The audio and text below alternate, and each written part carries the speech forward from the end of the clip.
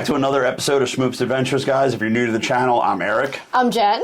And we are your Isla Mujeres travel gurus. So we're going to tell you 5 things that you need to know if you're planning on coming to Isla Mujeres.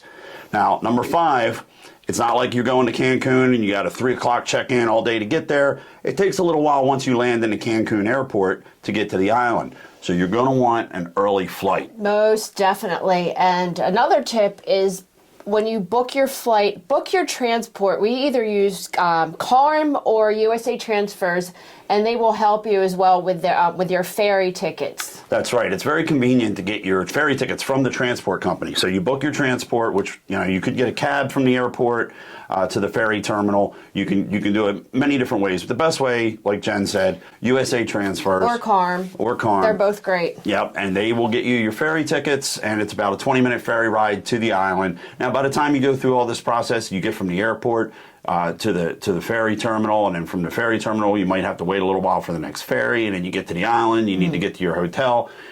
You don't want to be doing this and showing up, getting to your hotel at like 9, 10 o'clock at night, and then you can't find nothing to eat after a long day of travel. We've done that, by the way. Yeah, leave early. Get the earliest flight you can, because you're going to have a long travel day. Yes, and once you get there, all you're going to want to do is just unwind, because believe me, depending on where you're coming from, what part of the world, what part of the States, it's a long day. That's right. So once you're there, you're going to start spending money on the island. That brings us to number 4. Bring pesos. Yes, get them ahead of time from your bank. Yes. Now, there's plenty of places on the island to get pesos. You can get them right at the ferry terminal. You can get them at the bank. You'll need your passport for that. But you'll probably get the best rate from your bank at home, so make sure you're prepared with pesos. There's a lot of places on the island that don't take cards. If you do use a card, you're going to want to use like a travel card or something. Yeah, be careful. Yeah, be careful. I don't like using my bank card. I don't either. But yeah, if you use a credit card, use one with travel points and doesn't have a foreign transaction fee. But ideally, bring pesos. Everybody loves their pesos. And then for getting around the island, there's a bunch of different ways you can get around. We recommend renting a golf cart. We use Prisma golf carts. And we will put a link in the description below on who to get in touch with, who to reach out to That's book right. your Our golf friend cart. Colleen always gets us a great deal from wonderful. Prisma. There's plenty of places on the island to each your own. Ciro's has some really nice fancy carts, but you pay a little more for them. And one more thing about the golf carts. Please, people, don't drink and drive. That's true. Be responsible. Don't drive like a jerk. Yeah, the police on the island are getting very strict about the drinking and driving. So some of your other options for getting around the island, if you want to enjoy a day of drinking at the beach clubs, there's a bus that runs around the island. I'll show you popping up here what the bus fare is on the island. There's also scooters. I don't recommend those. There's a lot of tourists driving around not paying attention on the golf carts. I wouldn't want to wreck a scooter on vacation, And then, last but not least, you can always take a taxi cab. The taxi cabs will get you from one end of the island. The island's only 5 miles long, so your most expensive taxi fare is going to be probably 150 pesos. It's less than $10. And again, it depends on the drivers. Yeah, you can work out deals with some of these taxi drivers. I've heard stories where people have paid them for an entire day, like as a personal chauffeur, and got their money's worth out of it. So yeah, there's plenty of ways to get around the island. You're going to want to ideally have the golf cart, though. Okay, and for number 2, go off of the beaten path. Yeah, that's we right. We recommend Laura Mapchicks. Yeah, the Mapchicks app is a great tool awesome. for finding all the places off the beaten path. Now, it's easy. Like a lot of times you'll come over on a day trip and there's all these... ice bar.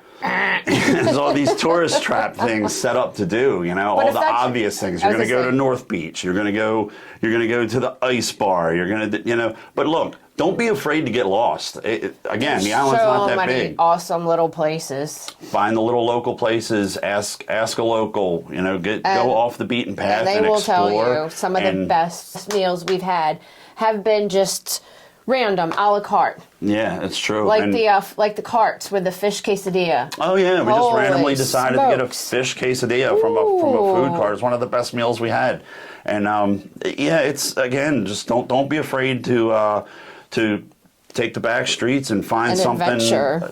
Yeah, be adventurous. It's a There's a lot of places to eat on the island. Oh my gosh. So many little intricate things to do. You're going to want to explore. Take your time. It's definitely a foodie island, and if you're a foodie like myself, they offer the Cultura Cruisers food tour, which I have not yet done. Friends of mine have done it, and it's amazing, which I'm going to be doing probably July, August. Right. So yeah, and there's so many little boutique hotels to stay at. Don't feel like you need to pick the biggest, most obvious, ostentatious resort and stay there. Like, take your time on Airbnb. Take your time on VRBO. We tend to find great deals. We find some really great deals. Yeah, and they don't. We prefer to try to find ones that are owned by locals, so we can support the local actual economy Mexicans and everything. So that being said, like, don't get it out of your head that you're going to Mexico and you need to find an all-inclusive. I see on the, that'll be the number one. Let's put it number one. Boom. Yes.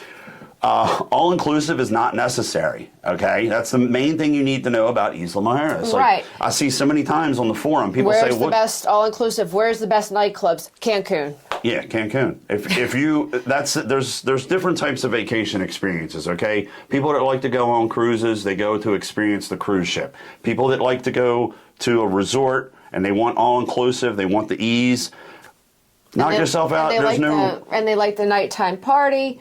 Mm-hmm. This is literally, you're on island time. Yeah, that's what we love about Isla Mujeres. It's an island. It's a million little things to do, places to go, things to see. The all-inclusive experience, it's not really worth the money. No. Think about it this way. I got a good analogy, right? Okay. Suppose you were going to go clothes shopping, right? You're going to go to a shopping mall. And I said, okay, you can go to the shopping mall and go clothes shopping, or you can give me $1,000 and I'm going to give you a $1,000 gift card to one store. You're going to spend, your entire vacation budget on one place. It's like so you wind up at this all-inclusive resort and you've paid for your drinks, your breakfast, your lunch, and your dinner at a certain resort, but there's millions or thousands of how many restaurants all over the island, how many bars, how many food carts, and so it's kind of hard to get your money's worth out of an all-inclusive resort and enjoy Isla Mujeres for what it's worth at the same time. Right. So for that reason, I would not recommend doing an all-inclusive. I would recommend exploring the island and checking out all the wonderful places. Jen and I have been going to the island for years now. Over a decade. We have plenty of videos on our channel showcasing all the different places you can go and things you can do. So I encourage you to watch some of the other videos and check them out. And those are the 5 things that we feel it's important about Isla Mujeres. So. Absolutely. So I hope you all enjoyed this video, and well, before we see you in the next episode, we've got some new adventures coming up. I want you to stick around in a couple weeks, we are going to some new destinations, you guys. Yeah. The ABC Islands, the Dutch Islands. That's right, ABC Islands and the whole Eastern Caribbean. We're going to be exploring that, and then of course we'll be back in Isla because that's our wonderful. And it'll be Jen's birthday again. It's my 50th. Woohoo! Happy birthday, Jen. So, all right, guys. Thanks again, and we will see you in the next episode.